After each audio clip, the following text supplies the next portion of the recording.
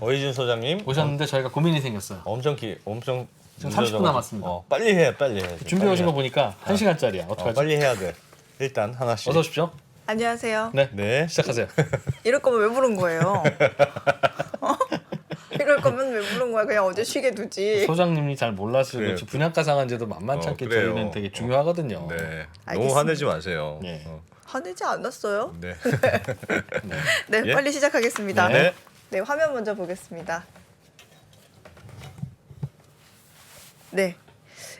세계는 어떻게 푸틴의 우크라이나 전쟁에 대한 대가를 치르고 있는가? 그러니까 여전히 돈 잘 버는 러시아라는 얘기거든요. 네. 그러니까 러시아는 여전히 석유, 가스 및 기타 상품 판매로 수십억 달러를 벌고 있다. 네. 그런 부분 제가 형광펜 쳐놓은 여전히 장사는 잘하고 있는 러시아. 네. 도대체 이게 무슨 일인가? 이게 무슨 일인가? 미국과 동맹국들이 러시아 제재를 해도 러시아는 여전히 돈을 잘 벌고 있다라는 기사예요. 이게 무슨 일이냐? 근데 지금 기사의 저게 사진이 밀밭이거든요. 네. 근데 여러분 밀 제재는 들어보신 적 있으세요? 밀 제재? 러시아에서 러시아 밀 제재? 밀제재? 없을걸요? 특별한 얘기 없었는데. 없을걸요. 네. 왜냐하면 그 러시아 밀 수출은 지금 계속되고 있는데 네. 전 세계가 곡물 없으면 안 되잖아요. 그렇죠. 이거는 진짜 정말 꼭 필요한 건데 러시아 농업에 대한 제재는 지금 논의조차 되지 않고 있어요. 그러니까 우크라이나도 지금 러시아가 항구 막아가지고 창고에 밀이 쌓여가고 있거든요. 근데 러시아는 오히려 지금 수출을 하는데 4월 말 수출이 전년 대비 한 18% 정도 늘었어요. 예. 그래서 밀이요? 네, 아. 밀이요. 밀 수출이? 네. 그래도 어떻게 늘기도 하지? 누가 사가요?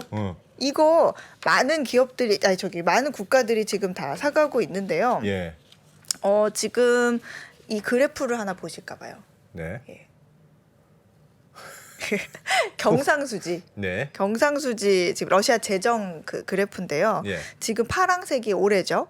2022년에 960억 달러 흑자. 음.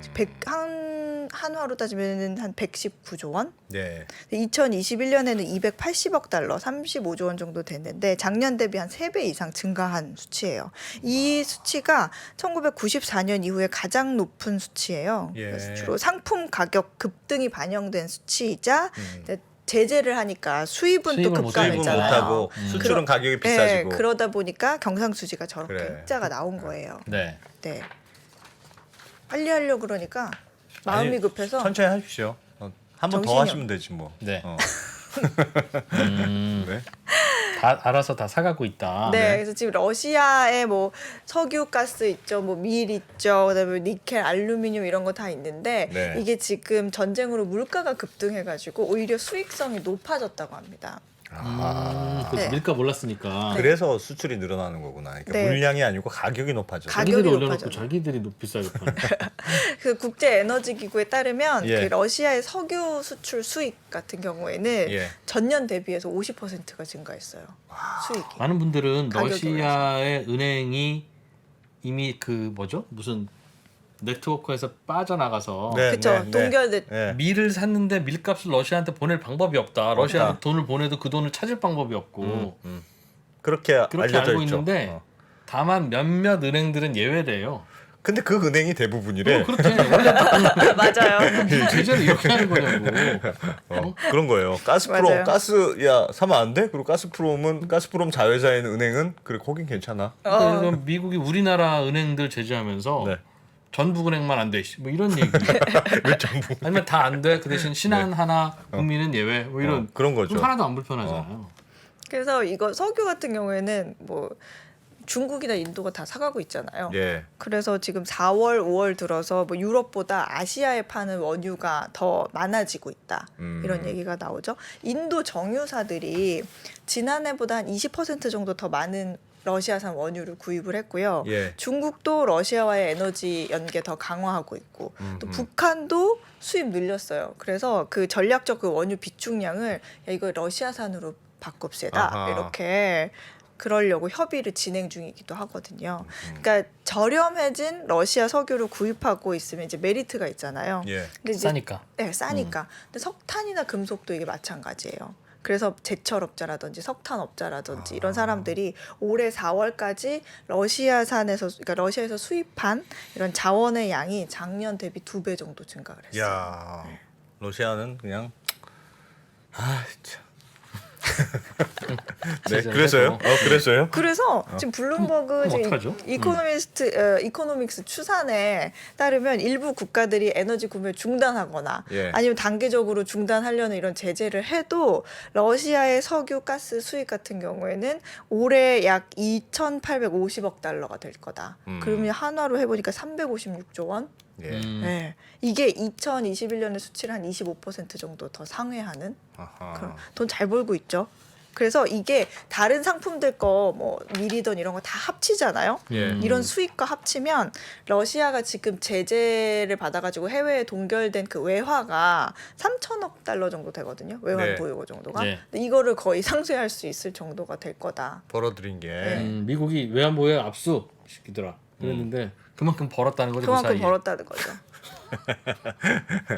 야, 진짜 이 큰 그림인가? 큰 그림. 네. 그래서 뭐 이런 상황 때문에 미국이 이제 러시아 석유 가격에 상한선을 두거나 네. 아니면은 그런 러시아 기업과 거래하는 국가나 기업들한테 제재를 가하려고 이제 재정 압박을 좀 하려고 하는 고민을 하고 있는데 네. 그렇게 2차 제재를 가하면 이렇게 그거에 따른 여파가 또 있잖아요. 예. 그 그렇기 때문에 러시아에서 이게 쉬운 석유 게 아니죠. 사간 나라 너희들도 나빠 제재 이렇게. 네. 그러니까 어떤 다른 나라와의 관계를 망칠 수도 있고 굉장히 복잡해지기 때문에 이게 네. 쉬운 게 아니다. 아니면 미국이 석유를 주든가. 우리도 석유 필요한데 어쩌라고. 네. 하가지만 말라 얘기죠? 그러고. 네. 예. 그래서 더불어서 이런 게 하나 소용이 없는 게 이 기사를 보면 또 알 수가 있거든요. 예. 요 월스트리트 저널 기사네요. 네. 이 기사는 러시아가 제재보다 한 발 앞서 있다라는 어허. 기사예요. 그러니까 한 발 먼저 움직이는 러시아. 그렇죠. 원산지를 모호하게 바꾼 러시아산 원유가 이제 인도 정제 회사에 가는 거예요. 인도로 가서 정제 회사에서 뭐 휘발유나 경유로 정제가 된 다음에 미국에 유통되고 있다는 얘기예요. 어허. 인도가? 네, 인도에서 러시아산이 이제 인도로 가서 정제를 거쳐서 다시 미국으로 가고 있다. 그러니까 사실상 미국하고 유럽하고 내건 그런 금수 조치가 아무 힘을 발휘하지도 못하고 있다. 이런 부분을 지적한 기사예요. 유럽에서도 러시아산 석유를 사다가 정제해서 휘발유 경유로 쓰는데 네. 그럼 이제 민망하잖아요. 그러니까 러시아에서 안 사오고 그 대신 인도가 사가. 인도가 정제해. 인도가 정제한 그 휘발유와 경유를 유럽이 다시 사가. 그렇게도 하고 제가 들었던 예전에 어떤 기사에서는 칵테일로도 한다는 거야. 러시아산 원유로 하는데 러시아산 원유로 하면 민망하니까 그거는 한 50% 미만으로 하고 다른 거 좀 섞는 거. 섞어가지고 칵테일로 섞어서 51대 40%. 이거 우리 러시아산 아니야? 이래서 그런 식으로 만들기도 모호하게 한다고. 출처를 모호하게 만드는 건데 인도가 그 우크라이나 전쟁 이전에는 뭐 하루에 원유 수입량이 한 3만 러시아에서 들여오는 예. 원유 수입량이 한 3만 배럴이었다면 지금 최근에는 하루에 80만 배럴로 늘었대요. 수입량이 급증했대요. 근데 이제 저렴하기 때문도 되는데 이게 그래서 결국에는 정제된 석유 제품들이 다 뭐 유럽이나 미국 각지로 지금 수출이 되는데 예. 이게 공식적으로 수출이 될 수는 없잖아요. 예. 그래서 해상에서 다른 배로 옮겨 싣는 이 환적 수법 예. 요거를 통해서 그게 뭐예요? 이게 배에서 배로 옮겨 싣는 거예요. 배 바다 위에서. 굳이 왜 그래요? 그래야 이 출처를 불분명하게 하죠. 쪼개기네, 쪼개기. 그러니까 옮겨갔다가 인도에서 만들어서 그럼 인도 회사 보니까 이거 러시아 원유 가져왔네? 너무 추적되니까 바다 위에서 예. 네. 작은 배들한테 넘겨줘서 나눠줘. 근데 이게 나눠서. 이란, 베네수엘라, 북한 이런 데 제재받고 있잖아요. 네. 이런 데서 국제사회 제재받는 국가들이 쓰는 방법이에요. 그리고 이제 배 갈 때 GPS 끄고 가는. 아하. 네. 어디서 오는지 모르게. 조용조용히 그냥 네, 뒤로. 그런 사례가 지금 최근 들어서 급증하고 있다. 네. 그래서 지금 월스트리트 저널에 보면은 지난주에 추적을 했더니 예. 지난주에 러시아산 원유를 실은 유조선 하나가 서아프리카 해상에서 초대형 유조선하고 접촉을 해가지고 예. 원유를 옮겨 실은 걸로 추정이 되는데 이 배가 지금 중국으로 향하고 있다더라. 이런 분석이 나왔어요. 그래, 이거. 근데 석유 세탁. 그러니까 러시아에서 누가 예를 들면 인도 배가 러시아에서 석유 사와. 예. 그다음에 지나가던 일본 배를 만나. 거기서 살짝 줘. 거기서 팔아. 어. 근데 일본 배는 그 석유 어디서 왔어요? 그럼 인도 석유예요. 그러면 인도 석유구나. 그런 거죠.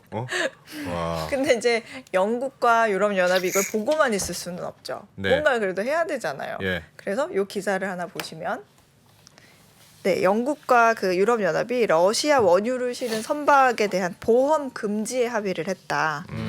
네, 모스크바가 이제 런던 로이드 보험 시장에서 제외되는 어떤 원유 수출 능력을 러시아 유조선은 보험 가입 못하게. 네, 보험 금지 이렇게 됐는데, 그러니까 러시아산 석유를 실어 나르는 선박에 대해서 해상 보험을 제공하지 않기로 합의했다 이런 내용이에요. 그럼 불안해서 러시아 석유 못 싣고 다니니까. 그쵸. 러시아산 이 배로 실어 나를 때는 어떤 원유 유출 사고도 있고, 그러니까 배에서 사고가 날 수 있잖아요. 예. 뭐 파도라든지 이런 거를 만났을 때. 그래서 배는 보통 보험 없이는 띄우기가 힘들어요. 네, 그래서 근데 지금 로이드 시장이라고 했는데 전 세계에서 가장 큰 보험 그 조합이거든요. 예. 근데 여기에서 퇴출이 되면 이제 정말 러시아는 굳이 배를 띄우려고 한다면 영세한 보험 시장에서 영세한 보험을 찾아가지고 가입을 할 수밖에 없어요. 근데 문제는 이 보험에 그렇게 영세한 보험을 가입한다고 해도 보험사가 또 재보험 들잖아요. 네, 그 그 재보험을 안 재보험의 받아준다. 풀은 또 로이드에 로이드가 있거든요. 있으니까. 네, 그래서 아예 거의 못 나간다고 보면 됩니다. 그러니까 거의 이 제재의 가장 큰 목적은 인도나 중국 같이 아시아로 가는 배를 이제 수출하지 못하도록 하려는 조치로 풀이가 되고 있어요. 제가 봤을 때 네. 러시아가 재보험 시장에 진출할 것 같아. 야, 우리 걸 해. 걱정하지 말고. 하면서. 근데 우리가 물어줄게. 우리가 물어줄게. 근데 걱정하지 마. 석유를 물어줄게. 그게 이제 네. 그 재보험이라는 게 이제 그 브로커들과 이제 풀이 이렇게 많아야 되는 건데 네, 네. 로이드 시장은 거의 수백 년, 수세기 동안의 전 세계의 그 다 해상 해왔죠. 보험의 이제 넘버 원이거든요. 잠깐 뭐 말씀을 드리면 그럼 이번 조치가 되게 강력하네요. 보험, 강력한 재보험 거예요. 금지. 정말 강력한 거예요. 네, 그래서 이게 아주 큰 제재가 되지 않을까 하는 이 제재가 거의 어제 나온 건가 그렇거든요. 예. 예, 그래서 이런 부분에 대해서 오히려 맞서고 있다 이런 기사가 있습니다. 네. 그리고 다음 기사로 넘어가 보겠습니다. 바빠. 잘 제가 따라오고 이상한 계시죠? 얘기했더니 왜 이래요, 안 기자님 맞아? 이런 댓글이 올라. 슬슬 물 들어가는 거죠. 네. 네, 이거는 비료, 뭐 칼륨 이런 얘기인데요. 좀 눈에 띄어서 갖고 와본 거예요. 그러니까 우크라이나 전쟁 때문에 안 그래도 곡물 가격 불안한데 비료의 원료인 칼륨으로 불똥이 또 튀고 있다. 이런 기사입니다. 저 제목에 칼륨이라고 안 써 있죠? 네. 칼륨이란 단어가 숨어 있는데 칼륨을 네. 의미하는 단어가 숨어 있는데 시청자 여러분께서 한번 찾아서 한번 Ukraine 올려주세요. lost sparks rush for potash. 저기에서 칼륨을 Yes, 의미하는 단어가 뭘까요, 여러분? 네, 저기 모르겠는데요. 있습니다. 포타시입니다. 포타시. 포타시가 뭐예요? 정답입니다. 이 칼륨은 일명 이 포타슘으로도 불리는데 네. 칼륨은 독일어고요. 포타슘은 미국 영어예요. 그러니까 뭐라고 불러야 할지 우리나라도 지금 갈팡질팡하고 있는데 네. 대한화학회가 2008년 개정에서는 독일어인 칼륨을 공식 명칭으로 하고 뭐 혼용 가능하다 했는데 2014년에 아예 포타슘으로 단독 표기했어요. 근데 네. 이제 화학을 벗어나서 물리, 약학, 생물학 이런 식으로 가면 칼륨이 여전히 맞는 표기고요. 네. 널리 쓰이죠. 영어 어쨌든. 발음은 포타슘. 포테이지엄. 포테이지움. 예, 포테이지움. 네. 네, 원래 이 물질이요 식물을 태워서 만든 재라는 뜻이에요. 재. 칼륨. 예, 영어로는 포타시라고 부르는데 이걸 정제하면 칼륨이라는 물질이 나오는 걸 알아내고 이제 예. 포타슘이라고 부르자 하고 학계에 보고를 했는데 네. 이제 당시 18세기에는 이 학계에서 독일이 지금 넘버 원이었거든요. 그러니까 이제 독일에서 이 어디 천박한 영어를 갖다 쓰려고 하냐. 그래서 안 돼. 그래서 칼륨이라고 칼륨이라고 부르기 불러? 시작한 거예요. 근데 이 칼륨이라는 단어도요. 그 아랍어인 알칼리에서 유래된 거예요. 네. 알칼리. 근데 알칼리가 아랍어로 또 재라는 뜻이거든요. 아, 결국 그럼 돌고 돌아 쟤네. 쟤네. 그냥 재예요, 재. 아. 다 재예요, 재. 예. 근데 이 칼륨을 이제 러시아를 비롯한 슬라브권에서는 칼리라고 불러요. 칼리. 칼리. 예. 그래서 벨라루스에서 제일 큰 회사 이름이 벨라루스 칼리예요. 요 사진 아하. 보시면 벨라루스 칼리. 칼리, 벨라루스 칼리. 네, 아, 칼륨 저것도 비료 칼슘이라- 만드는 회사거든요. 벨라루스 칼륨이란 뜻이구나. 우리말로 번역하면 벨라루스 비료 회사. 그렇죠. 벨라루스 칼륨 주식회사. 네. 근데 이 회사가 전 세계 칼륨의 20% 정도를 생산하고 있습니다. 예. 벨라루스 벨라루스에서? 네, 거의 벨라루스의 삼성전자라고 보시면 되는데 또 러시아에서는 또 우랄칼리라는 비료 회사가 대표인데 우랄칼리는 F1 보시는 분들은 보셨을 거예요. 우랄칼리라고 유니폼에 써 네, 있네요. 저렇게 가끔 저 스폰서 회사라 가지고 F1 가끔 저렇게 화면에 나오고 칼리가 들어가면 비료 회사구나. 그러니까. 네. 칼리가 칼리. 칼륨이라는 뜻이래요. 칼리.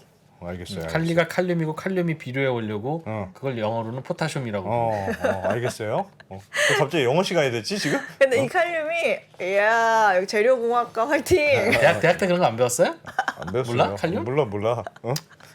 근데 이 칼륨이 그 우리가 이제 양잿물이라고도 부르고요. 네. 예. 그 비누의 원료가 되기도 하고 그리고 또 칼륨 그렇죠. 예, 유리 만들 때 넣으면 이게 좀 녹는 점이 낮아져가지고 예. 그 불을 덜 때도 유리가 잘 만들어져요. 그리고 유리가 굉장히 낮은 강한 온도에서 녹습니다. 강한 아. 강화 유리가 돼요. 아. 그 고릴라 글래스 아세요? 알아요. 어. 삼성전자 폰에 들어가는 거 고릴라 맞아요. 글라스. 네, 잘 고릴라. 안 깨진다는. 네, 그건데 이제 그런 강화 유리도 칼륨이 들어가가지고 만들어진 거예요. 유리 원료에다가 칼륨을 좀 넣으면 예. 저렇게 가공도 쉬워지고 네. 딱딱해져요. 또 가공돼서 나온 유리는 아. 그 강도가 강해져서 재라면서요.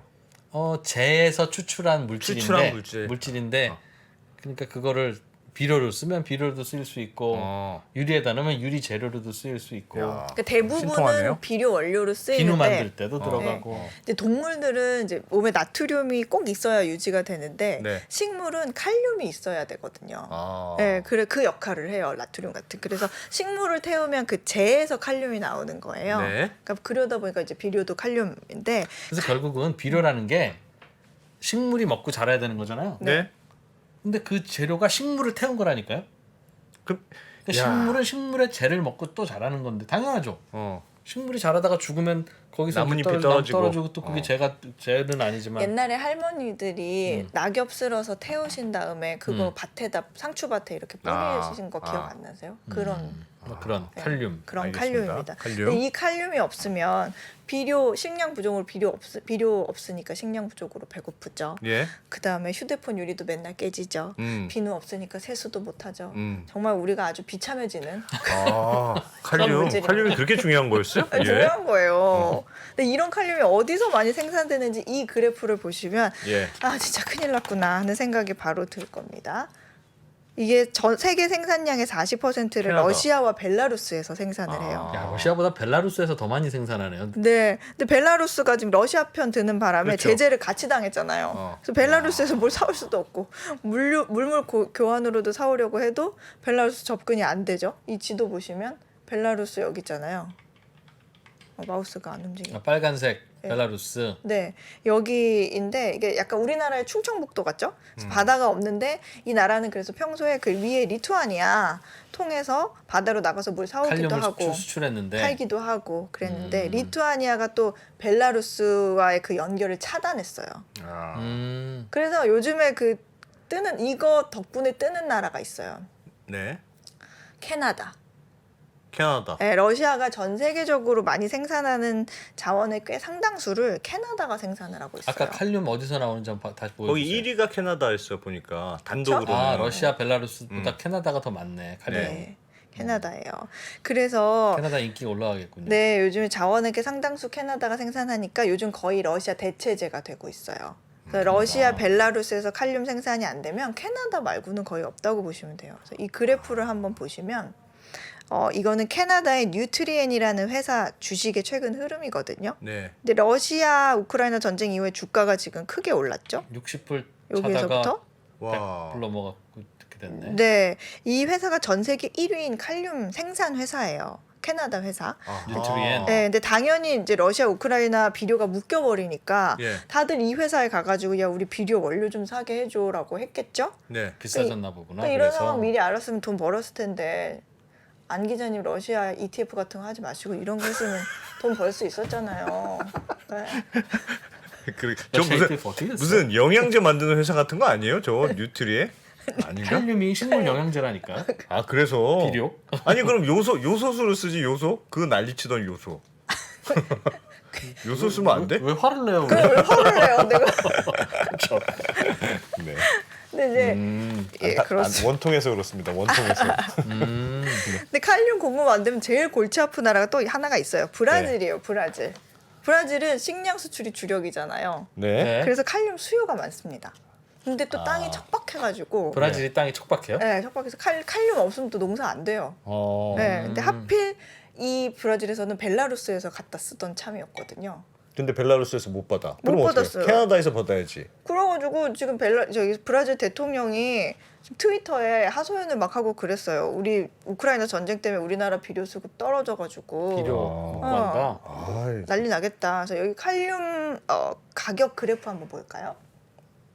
요건데 이 칼륨 가격 가격이 와. 브라질에서 특히 확 올랐죠? 음, 우리나라는 다행히 캐나다산 칼륨 쓰고 있습니다. 예. 근데 이제 브라질이 자꾸 사가면 우리한테 주는 가격도 올라갈 수 있지 않을까 이런 생각이 그러니까 드는데 요소수를 쓰라니까 요소. 칼륨은 고집하지 말고. 그래서 브라질은 사실 비료 수급이 안 되면 네. 나라가 망하는 지경이니까 고민이 되는데 답이 하나 있기는 해요. 한당 400불 하다가 브라질은 1,200불 하네요. 네. 칼륨이. 아마존 내륙 지방에 칼륨이 많이 매장돼 있다 그래요. 브라질에? 네. 근데 이걸 캐려면 아마존을 개발해야 되잖아요. 네. 그래서 브라질에서 요즘 이 뉴스가 많이 나와요. 화면 보실까요? 네. 포타시를 위한 전쟁이 아마존을 어떻게 위험에 빠뜨리는가. 그러니까 브라질 원주민들은 이 농업 비료를 얻기 위해서 지금 광산 채굴하는 대기업들 있잖아요. 예. 맞서 싸우는 거예요. 아 브라질 지키려고. 밀림을 지켜야지 밀림을 해치고 네. 칼륨을 캐면 어떡하냐 네. 하는 게 원주민의 주장이고 네, 그래서 야, 칼륨 없으면 우리는 안 돼. 그렇죠. 그래서 브라질 대통령은 아마존 개발 법안 통과시키자 예. 이렇게 하고 있고 원주민들이나 환경주의자들은 지금 반대를 하고 있고 그래서 이런 기사들이 많이 나오고 야, 있습니다. 이게 이렇게까지 연결이 됩니까? 이렇게까지 연결이 됩니다. 칼륨. 재밌네. 칼륨. 네. 이런 칼륨 얘기가 음. 음. 너 어디서 누가 이걸 설명해 주겠어요? 네. 그런데 이렇게 야 칼륨이 마음 급하게 설명하게 러시아에서도 하시나? 하고. 아 이런 게 있구나. 네. 야, 이 진짜 이 캐나다는 왜 칼륨 생산이 많을까요, 근데? 캐나다는 원래 칼륨을 많이 그래서 네. 이런 거는 공대에서 가르쳐 주는 건데 네. 석유 수출국 기구 있는 거 알아요? 오페크? 그건 네? 알죠? 네. 칼륨 수출국 기구도 있습니다. 기구가 있어요? 칼륨 수출국 기구가 있는데 제가 알기로 어. 캐나다 칼륨이 한 덩어리가 이렇게 있고, 어. 그러니까 거의 사우디구나, 사우디. 석유 일종의. 수출국 기구는 전 세계가 하나 있잖아요. 네. 그런데 칼륨 수출국 기구는 캐나다 중심으로 하나 있고, 아, 러시아, 있고. 우크라이나 중심으로 하나 있어요. 아. 그래서 서로를 인정해서 어. 야 캐나다 너 칼륨 얼마나 줄 거야? 어. 200불? 알았어. 저 칼륨 200불까지 알아보고 왔는데 198불에 줄 수 있습니까? 라고 하면 저쪽에서 네 주겠습니다가 아니라 이 근본 없는 자식 어디 와서 가격 비교질을 하고 있어? 아. 안 돼. 그러니까 이쪽 고객이 이렇게 따로 있고 음. 이쪽 고객이 따로 있어요. 서로 넘보질 않아요?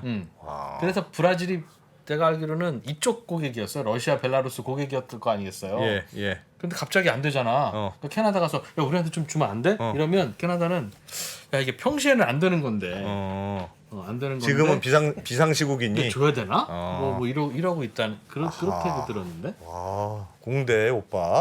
좋은 정보 감사합니다. 오, 공대 오빠 나왔습니다. 공대 아. 오빠 감사합니다. 괜히 물어봤네. 아. 괜히 물어봤어. 괜히 너무 물어봤어. 쉬운 얘기를 해. 너무 쉬운 얘기를. 네. 시간이 뭐 네. 조금 남았는데 예. 다음 뉴스 짧게 보겠습니다. 네. 예, 하나 더 해주시죠. 예. 네, 화면부터 보겠습니다. 들으셨을 거예요. 상하이가 코로나로 봉쇄된 지 2달 만에 지난 수요일에 어제죠. 공식 봉쇄를 해제했습니다. 봉쇄가 풀린 자정이 되자마자 이제 뭐 동네 곳곳에서 폭죽 터트리고 뭐 젊은이들 거리에 나와서 파티하고 막 그랬어요. 지금 아, 해제된 이후의 상하이 모습입니다. 얼마 좋겠습니까? 파티하고 있고요. 그래서 이 봉쇄 해제가 되고 나서 그 웨이보에서 가장 많이 기록된 해시태그가 상하이 is back 이거예요. 그래서 수요일 하루 만에 3억 3천만 누적 조회수 있고요. 네. 봉쇄 해제 첫날부터 상하이 교통량이 폐쇄 전 수준의 한 60% 수준으로 회복이 됐다 그래요. 그리고 기차역, 버스 스테이션 이런 데 사람이 넘쳐났는데 이 넘쳐나는 게 사람들이 상하이 도시 떠나려고 도망치려고 아하. 언제 또 봉쇄될지 그렇지, 모르니까 모르니까. 빨리 도망치자 해가지고 정말 그 상하이가 2달간 봉쇄가 되면서 시민들의 불만이 극도로 높아졌거든요. 그러니까 막 강압적인 방역 조치 때문이에요. 예. 근데 그런 모습들부터 제가 뭐 이렇게 풀리면서 그 풀린 당일 이런 네. 모습들을 좀 편집해가지고 모아왔는데 예. 영상 앞부분에 원래는 제가 방역 당국 사람들이 좀 이렇게 문을 두드리고 이런 게 있는데 뒤에 예. 조금 어떤 유튜브 검열 이런 것 때문에 좀 편집한 부분이 있어요. 그게 예. 어떤 부분이냐면 문을 두드리다가 나중에 그 검역하는 사람들이 문을 부수고 들어와요. 오. 데려가려고. 어허. 네, 그런 부분이 있는데 그거는 편집이 됐으니까 조금 참고해서 보시면 좋겠고요. 예. 그 제가 영상 준비해 온 것 좀 틀어주시겠어요? 상하이 요즘 A 분위기. resident refused to cooperate with officials. 협조를 거부했어. 네, 안에서 저렇게 얘기하는 거예요. 结果还没有出来。 안에 있는 사람이 양성이 나왔는데 네. 이게 다시 검표를 해야 돼서 좀 기다려야 되는 상황인데 데려가려고 하는 거죠. 저거는 이제 우리는 식량이 좀 필요하다 하면서 막 냄비 치고 막 물건 좀 이러면서 보내달라 정부한테 네. 신기한 거군요. 그리고 이제 채소가 오긴 왔는데 상했다 식량을 이거지. 공급해 주는데 채소들이 다 상해 있던 거예요. 그래서 밖에 잠옷 입고 나와서 좀 항의하는 아. 거예요. 네, 다 이제 버리는 거예요. 상한 거 어떻게 먹으라는 이게 거야? 사람 뭐라고 보내준 기가 이 시기되기 좀 그리고 저거 이제 봉쇄 그 빠 풀리자마자 와 하고 달려 나오는. 어디로 달려가는 After 걸까요? more than 그냥 얼마나 그냥 답답했을까. brutal citywide 아이고야. lockdown, Shanghai is finally cracked 봉쇄가 저렇게 풀린 거리로. 거예요, 그러니까? 네, 풀린 거예요. city's main train 그리고 저기는 station, 이제 packed with 지금 people trying to 공항이거나 dozens of miles 터미널인데 or more, 저렇게 not 사람이 swaying 많고 their 아예 determination. 교통이 부족하니까 The train station parking 저렇게 lot has 걸어가는 become a 사람도 있고요. campsite. 저기는 이제 Some leaving days 주차장이거든요. earlier than their departure time. 그러면 다른 도시로 가려고? 네, 다른 도시로 또 가려고. 다시 봉쇄할까 봐? 네, 와. The masses 저렇게 줄 서 있는 거예요. 저기 지금 떼어내는 거 보이시죠? 봉쇄. 봉쇄. 네. 그래서 지금 상점 같은 데서도 다시 주민들이 물건 사러 나오고. 아, 베를린 장벽 무너지는 느낌이다. 원한이 있는 느낌이다. 원한이 있었나 보다 진짜. 아유, 세상에. 얼마나 좋겠죠. 네, 이게 이제 당일 이제 봉쇄 조치 해제 이후의 자정.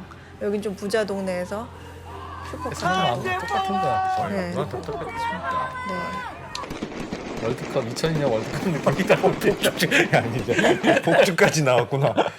네. 와, 근데 이제 봉쇄 좋겠다. 조치가 이제 해제됐다고 모든 게 풀린 거는 아니에요. 예. 이게 정기적으로 코로나 검사를 받게끔 하고 있어요. 그래서 이게 앞으로도 일상이 될 건데 네. 앞으로 상하이에서는 대중교통 이용하려면은 72시간 이내에 또 상하이를 떠나기 위해서는 48시간 이내에 코로나 그 음성 결과를 보여줘야 돼요. 네. 그런 것도 있고 이제 상점들도 문을 열긴 했지만 물건을 채워 넣는데도 시간 필요하고요. 공장들도 이제 재가동하면서 생산을 늘리는데도 시간이 필요하고 예. 트럭 이동량 같은 경우에는 지금 뭐 거의 4분의 1 수준밖에 회복이 안 됐거든요. 그래서 지금 이 그래프 하나 보시면 예. 그래프 하나 보여주시면 GDP, 뭐 산업 생산량, 소매 판매 이런 건데 다 죽었겠지 뭐. 네, 이게 지금 코로나 초기 때 떨어졌던 게 이제 회복되는데 시간이 걸리잖아요. 그런 것처럼 이 락다운 지속 효과라는 게 있어가지고 상하이도 그런 과정과 시간이 걸릴 거다. 특히 우한 때보다 좀 세계적 공급망과 더 연결돼 있으니까 상하이가 예. 규모가 경제 규모가 더 크잖아요. 그래서 조금 원활하게 돌아가는 데는 시간이 걸릴 거다. 그래서 어떤 증권사에서 중국 증권사에서 보고서가 있었는데 교통량이 점차 정상으로 돌아오는 데는 보통 2, 3주. 그다음에 생산량이 발병 이전 수준으로 돌아오는 데는 한 달. 예. 그리고 소비에 대한 단기적인 영향이 진정되는 데는 한 2주 정도가 걸릴 걸로 분석이 되고 있습니다. 네. 이제 풀렸다 이젠. 네. 괜찮을까요? 저 감염은 괜찮아 그러면? 아니 그러니까 사실 아직도 불안하긴 하겠죠. 아직도 불안하긴 하죠. 저는 사실은 그래서 도망가는 거죠. 그러니까 언제 봉쇄 어떻게 될지 모르니까. 해제가 되자마자 저렇게 우르르 몰려 있는 게 더 걱정이 되기는 하더라고요. 네.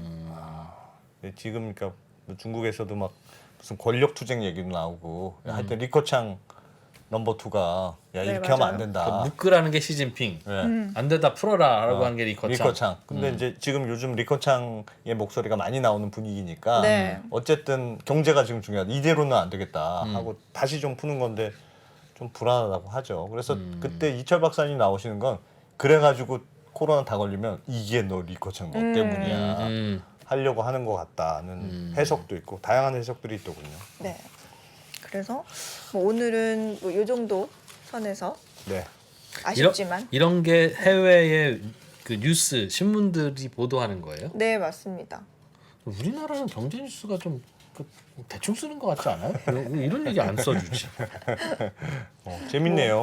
오늘 봉쇄- 특히 더 유익한 것 네, 같네요. 봉쇄 조치 해제 이런 기사는 뭐 우리나라도 났는데 네. 그 현장 분위기를 담고 뭐 이런 사진들이 충분하지는 않죠. 네. 뭐 그런 거는 뭐 백브리핑 아니면 볼 수가 그러니까 없죠. 언더스탠딩에서 하는 정도를 하는 데가 우리나라는 없는 것 같아요. 지금 조금밖에 못했다고 지금 네. 괜히 위로해 주시는 거죠? 네. 감사합니다. 네, 감사합니다. 고맙습니다. 네. 자, 오해진 소장님. 저희들 집에 갑시다. 네. 이번 주는 내일이 벌써 금요일이래요. 네. 오늘 내일만 이야. 버티면 됩니다. 네. 지방선거 자주 하면 안 되나? 정치인들도 좀 긴장도 좀 자주 하고 그러게. 저희도 좀 자주 쉬고. 네. 선거 자주 하는 거 좋죠. 네. 네. 선거 결과에 대해서 어떻게 생각하십니까? 저요? 네. 오해진 소장님 고맙습니다.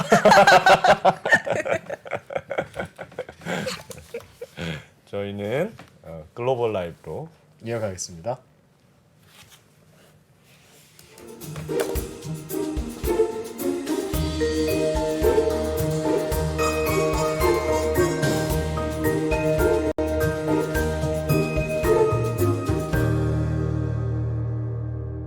미국, 중국, 러시아 이런 나라들의 움직임에 대해서는 관심이 어느 정도 생겼는데 거기에서 우리는 과연 뭘까? 우리는 체스판의 말이 아니다라는 생각을 좀 해야 좋겠어요.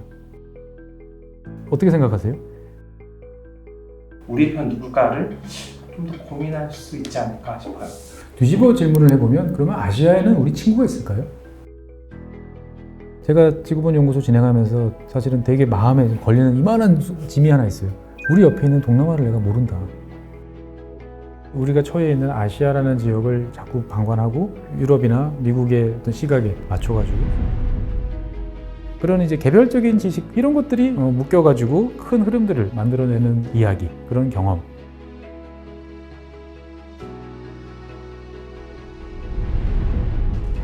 작고 잡다한 지식이라도 그것들을 절대 무시하지 말라. 나는 그건 되게 긍정적이고 그런 지식들을 연결해서 말 그대로 위즈덤이잖아요.